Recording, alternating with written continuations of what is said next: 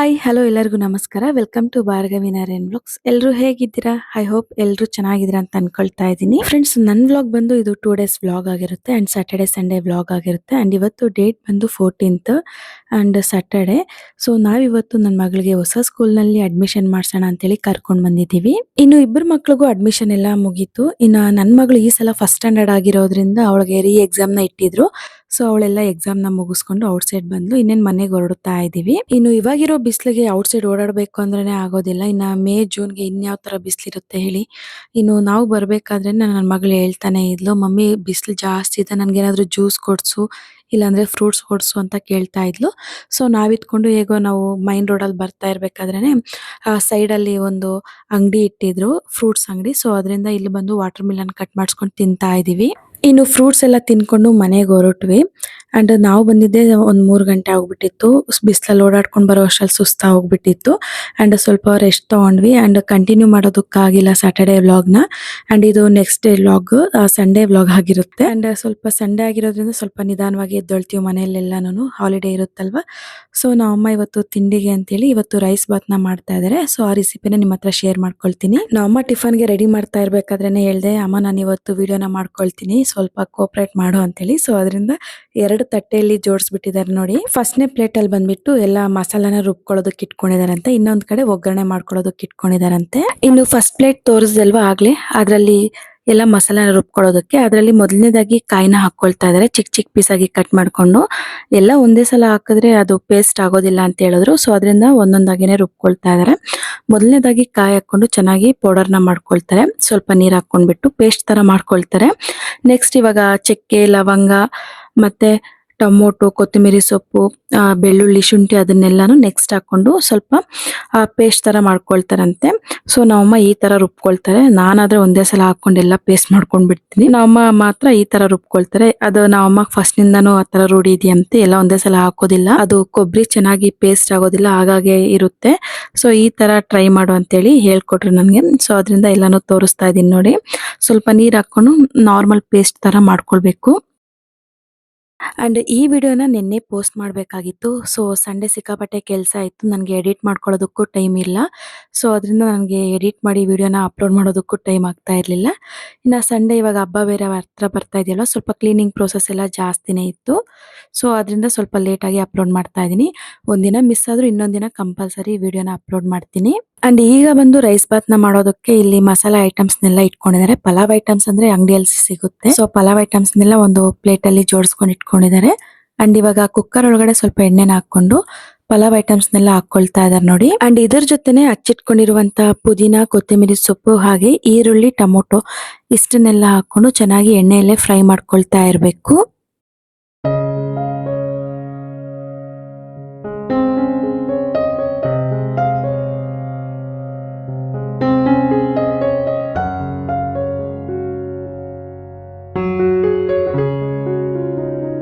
And ಈಗ ಮಾಡ್ತಿರೋ rice ಬಾತ್ಗಂತೂ ಸ್ವಲ್ಪ ತರಕಾರಿನ ಹಾಕಿದ್ರು ಚೆನ್ನಾಗಿರುತ್ತೆ. ಸೊ ಅದರಿಂದ ಒಂದು ಆಲೂಗಡ್ಡೆ ಹಾಗೆ ಸ್ವಲ್ಪ ಬೀನ್ಸ್ ನ ಹಾಕೊಳ್ತಾ ಇದಾರೆ.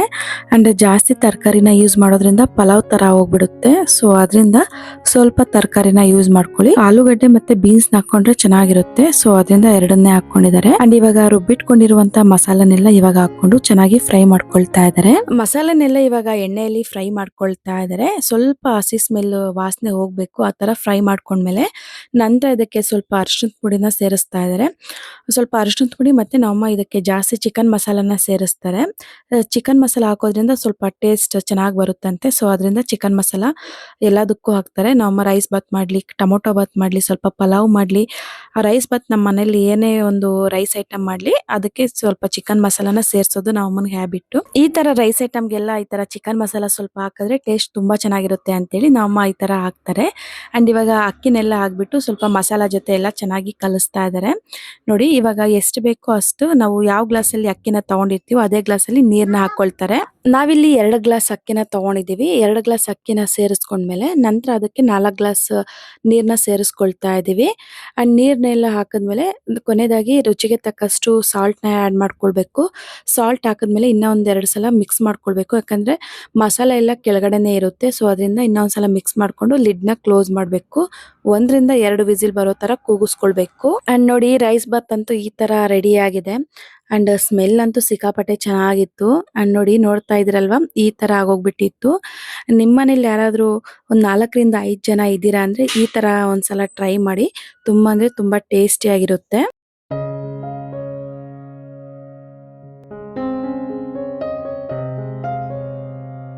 ಇನ್ನು ತಿಂಡಿನೆಲ್ಲ ತಿಂದಾದ್ಮೇಲೆ ಪಾತ್ರೆಗಳೆಲ್ಲ ಇದ್ವಲ್ಲ ಸೊ ಎಲ್ಲ ಕ್ಲೀನ್ ಮಾಡಿ ಇಡ್ತಾ ಇದ್ದೀನಿ. ಸ್ವಲ್ಪ ಅಡುಗೆ ಮನೇಲೆಲ್ಲ ಕ್ಲೀನ್ ಮಾಡಿ ಇಟ್ಬಿಟ್ರೆ ಒಂದು ಕೆಲಸ ಆಗೋಗ್ಬಿಡುತ್ತೆ.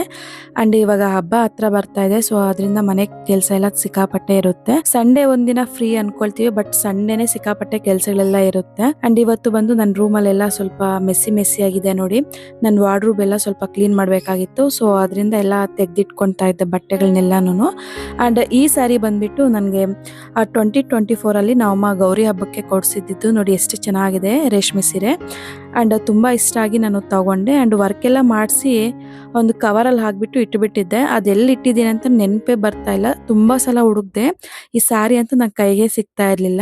ಅಂಡ್ ನೋಡಿ ಈ ಸಾರಿಗಂತೂ ಈ ತರ ವರ್ಕ್ ನ ಮಾಡ್ಸಿದೀನಿ. ಅಂಡ್ ಇನ್ನೊಂದ್ ಸಾರಿ ಇತ್ತು ನಂದು ಗ್ರೀನ್ ಅಂಡ್ ಪಿಂಕ್ ಸಾರಿ. ಅದಕ್ಕೂ ಇನ್ನೊಂದು ಪಿಂಕ್ ಸಾರಿ ಸಾರಿ ಹಿಂದ್ಗಡೆ ಪಿಂಕ್ ಬ್ಲೌಸ್ ಇದೆಯಲ್ಲ ಅದರಲ್ಲಿ ಇನ್ನೊಂದ್ ತರ ವರ್ಕ್ ನ ಮಾಡ್ಸಿದೀನಿ. ಇದಕ್ಕೆ ನಾರ್ಮಲ್ ಮಗ್ಗಂ ವರ್ಕ್ ನ ಮಾಡ್ಸಿದೀನಿ.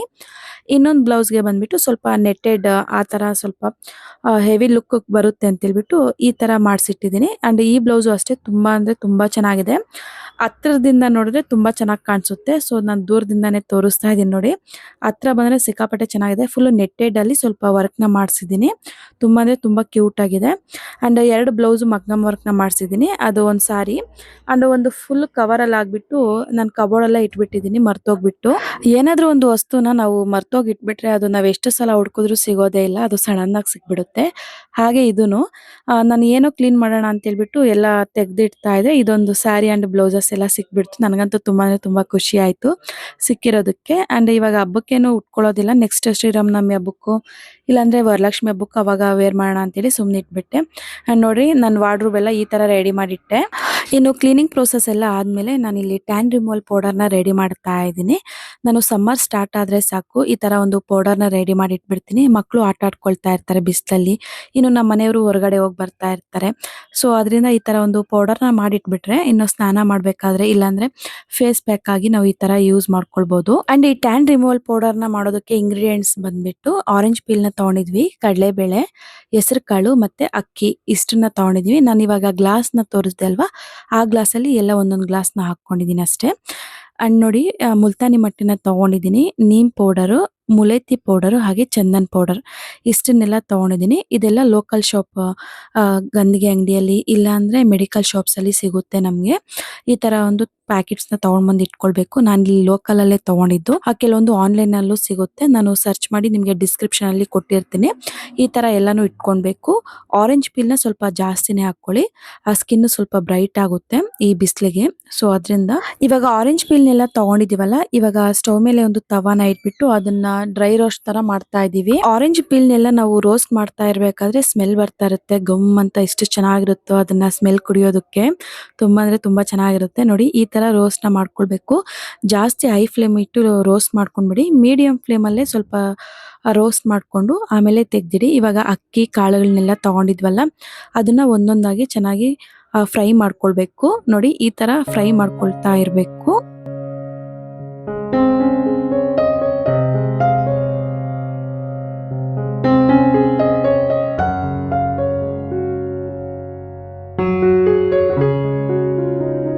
ಇದನ್ನೆಲ್ಲ ಡ್ರೈ ರೋಸ್ಟ್ ನ ಮಾಡ್ಕೊಂಡಿದೀವಲ್ಲ ಸ್ವಲ್ಪ ತಣ್ಣಗಾಗೋದಕ್ಕೆ ಒಂದ್ 10 ರಿಂದ 15 ನಿಮಿಷ ಬಿಡಬೇಕು. ನಂತರ ಒಂದು ಮಿಕ್ಸಿ ಜಾರ್ ಒಳಗಡೆ ತಗೊಳ್ತಾ ಇದೀನಿ. ಇದನ್ನ ಸ್ಮೂತ್ ಪೌಡರ್ ತರ ಮಾಡ್ಕೊಳ್ಬೇಕು. ಟೀ ಸೋಸೋ ಫಿಲ್ಟರ್ ಅಲ್ಲಿ ಆಗಿರ್ಲಿ ಇಲ್ಲಾಂದ್ರೆ ನಾವು ಹಸಿಟ್ಟು ತಿರುಗಿಸ್ತೀವಲ್ಲ ಜಲ್ಡೆ ಅದರಲ್ಲಾಗಿರಲಿ ನಾವು ಅದನ್ನ ಜಲ್ಡೆ ಇಟ್ಕೊಂಡ್ಬಿಟ್ಟು ಅದಕ್ಕೆ ಸ್ವಲ್ಪ ಅರ್ಶಿನದ ಪುಡಿ, ಇವಾಗ ನಾವು ಏನೇನು ತೊಗೊಂಡಿದ್ದೀವಿ ನೀಮ್ ಪೌಡರು, ಮುಲೆತ್ತಿ ಪೌಡರು, ಚಂದನ್ ಪೌಡರ್, ಮುಲ್ತಾನಿ ಮೊಟ್ಟಿ ಪೌಡರ್ನೆಲ್ಲ ಇದಕ್ಕೆ ಸೇರಿಸ್ತಾ ಇರಬೇಕು ಒಂದೊಂದಾಗಿನೇ. ಇದಕ್ಕೆ ರೋಸ್ ಪೆಟಲ್ ಪೌಡರ್ ಹಾಕಿದ್ರು, ಬೀಟ್ರೋಟ್ ಪೌಡರ್ ಹಾಕಿದ್ರು ತುಂಬ ಚೆನ್ನಾಗಿರುತ್ತೆ. ಸೊ ನನಗೆ ಇವಾಗ ಮಾಡಬೇಕಾದ್ರೆ ಅದು ಸಿಗಲಿಲ್ಲ. ಸೊ ಅದರಿಂದ ಇವಾಗ ಇನ್ಸ್ಟೆಂಟಾಗಿ ಹೋಗಿ ಯಾರು ತರ್ತಾರೆ ಅಂತ ಹೇಳ್ಬಿಟ್ಟು ಇರೋದ್ರಲ್ಲೇ ಮಾಡ್ತಾ ಇದ್ದೀನಿ. ಬಟ್ ನಾನು ರೆಗ್ಯುಲರ್ ಆಗಿ ಮಾಡೋದು ಇದೇ ಥರನೇ, ಅವು ಏನು ಜಾಸ್ತಿ ಹಾಕೋದಿಲ್ಲ. ಕೆಲವೊಬ್ರು ಇನ್ನೂ ಬೇರೆ ಬೇರೆ ಎಲ್ಲ ಹಾಕ್ತಾರೆ, ಬೇರಂತೆ ಅದು ಇದು ಎಲ್ಲ ಹಾಕ್ತಾರೆ. ಸೊ ಬೇರು ಅಂದರೆ ಲಾವಂಚ ಬೇರು, ಬೇರೆ ಏನು ಅನ್ಕೊಂಡ್ಬೇಡಿ, ಲಾವಂಚ ಬೇರು ಅದನ್ನು ಇದನ್ನೆಲ್ಲ ಹಾಕ್ತಾರೆ. ಸೊ ನಾನು ಅದನ್ನೇನು ಹಾಕ್ತಾ ಇಲ್ಲ, ಜಸ್ಟ್ ನಾನು ಯಾವ ಥರ ಮಾಡ್ತೀನೋ ಆ ಥರನೇ ತೋರಿಸ್ತಾ ಇದ್ದೀನಿ.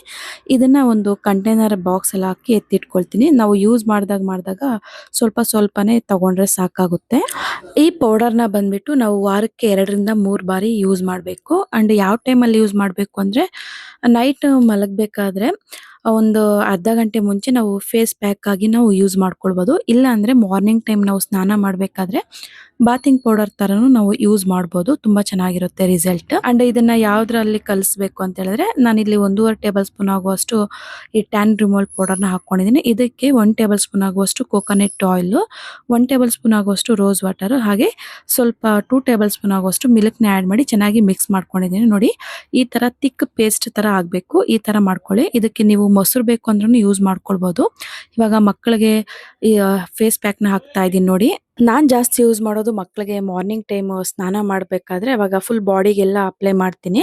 ಸೊ ಅದರಿಂದ ಅವ್ರಿಗೆ ಟ್ಯಾನ್ ಅನ್ನೋದು ಕಮ್ಮಿ ಆಗ್ತಾ ಹೋಗುತ್ತೆ. ಇದು ಒಂದೇ ದಿನದಲ್ಲೇ ನಾವು ಟ್ಯಾನ್ ರಿಮೂವ್ ಆಗುತ್ತೆ ಅಂತ ಅನ್ಕೊಳ್ಬಾರ್ದು. ರೆಗ್ಯುಲರ್ ಆಗಿ ನಾವು ಯೂಸ್ ಮಾಡ್ಬೋದು.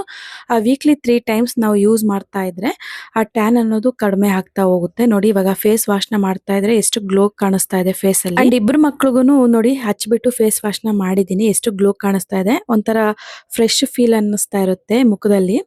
ಅಂಡ್ ನಮ್ಮ ಮಕ್ಕಳಿಗೆ ಡೈರೆಕ್ಟ್ ಆಗಿ ನಾನು ಇದನ್ನ ಅಪ್ಲೈ ಮಾಡ್ತೀನಿ, ಯಾಕಂದ್ರೆ ನಾನು ಚಿಕ್ಕ ಮಕ್ಕಳಿಂದ ನಾನು ಈ ಪೌಡರ್ನ ಅಪ್ಲೈ ಮಾಡ್ತಾ ಇದ್ದೆ. ಸೊ ಅದರಿಂದ ಇವ್ರಿಗೆ ಏನು ಸೈಡ್ ಎಫೆಕ್ಟ್ ಆಗೋದಿಲ್ಲ. ನೀವೇನಾದ್ರೂ ಫಸ್ಟ್ ಟೈಮ್ ಯೂಸ್ ಮಾಡ್ತಾ ಇದ್ದೀರಾ ಅಂತ ಅಂದ್ರೆ ನೀವು ಒಂದ್ಸಲ ಪ್ಯಾಚ್ ಟೆಸ್ಟ್ನ ಮಾಡಿಕೊಂಡು ಒಂದ್ಸಲ ಮಕ್ಕಳಿಗಾಗಿರ್ಲಿ ನೀವು ಒಂದ್ಸಲ ಅಪ್ಲೈ ಮಾಡ್ಕೊಳ್ಳಿ.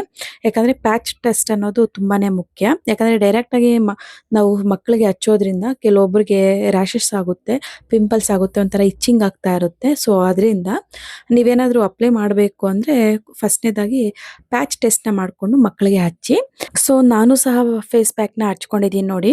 ಸ್ವಲ್ಪ ಒಂದು 10 ಮಿನಿಟ್ಸ್ ಬಿಟ್ಟಿದ್ದೀನಿ, ಈ ತರ ಡ್ರೈ ಆಗೋಗ್ಬಿಡುತ್ತೆ. ನಂತರ ಇದಕ್ಕೆ ಸ್ವಲ್ಪ ನೀರು ಹಾಕೊಂಡು ಚೆನ್ನಾಗಿ ಮಸಾಜ್ ಮಾಡ್ಕೊಳ್ತಾ ನಾವು ಫೇಸ್ ವಾಶ್ನ ಮಾಡ್ಕೊಳ್ಬೇಕಾಗುತ್ತೆ. ಈ ಪೌಡರ್ನ ಹಚ್ಕೊಳ್ಳೋದ್ರಿಂದ ನಮಗೆ ಫೇಸಲ್ಲಿ ಟ್ಯಾನಿಂಗ್ ಕಡಿಮೆ ಆಗುತ್ತೆ, ಪಿಂಪಲ್ಸ್ ಬರೋದಿಲ್ಲ. ಹಾಗೆ ಆಯಿಲ್ ಸ್ಕಿನ್ ಇರೋರಿಗೆ ಆ ಸ್ಕಿನ್ನಲ್ಲಿ ಆಯಿಲ್ ಅನ್ನೋದು ಬ್ಯಾಲೆನ್ಸ್ ಮಾಡುತ್ತೆ. ಸೊ ಅದರಿಂದ ಇದರಲ್ಲಿ ಎಲ್ಲ ಥರದ ನಾನು ಹೋಮ್ ರೆಮಿಡೀಸ್ ಮತ್ತು ನೀಮ್ ಪೌಡರು, ಚಂದನ್ ಪೌಡರ್ ಇದನ್ನೆಲ್ಲ ಹಾಕಿರೋದ್ರಿಂದ ನಮ್ಮ ಸ್ಕಿನ್ ಅನ್ನೋದು ಗ್ಲೋ ಆಗ್ತಾ ಹೋಗುತ್ತೆ. ವೀಕ್ಲಿ 3 ಟೈಮ್ಸ್ ಈ ಥರ ಫೇಸ್ ಪ್ಯಾಕ್ ಆಗಿರಲಿ, ಬಾತಿಂಗ್ ಪೌಡರಲ್ಲಿ ಯೂಸ್ ಮಾಡೋದಾಗಿರಲಿ, ಈ ಥರ ಮಾಡೋದ್ರಿಂದ ರಿಸಲ್ಟ್ ಅನ್ನೋದು ನೀವೇ ನೋಡ್ತೀರಾ. ಸೊ ನೋಡಿದ್ರಲ್ಲ ಫ್ರೆಂಡ್ಸ್, ಇವತ್ತಿನ ಒಂದು ಪುಟ್ಟ ವ್ಲಾಗ್ ಇದಾಗಿರುತ್ತೆ. ಮತ್ತೆ ಸಿಗೋಣ ನೆಕ್ಸ್ಟ್ ವಿಡಿಯೋದಲ್ಲಿ. Thank you for watching. Bye.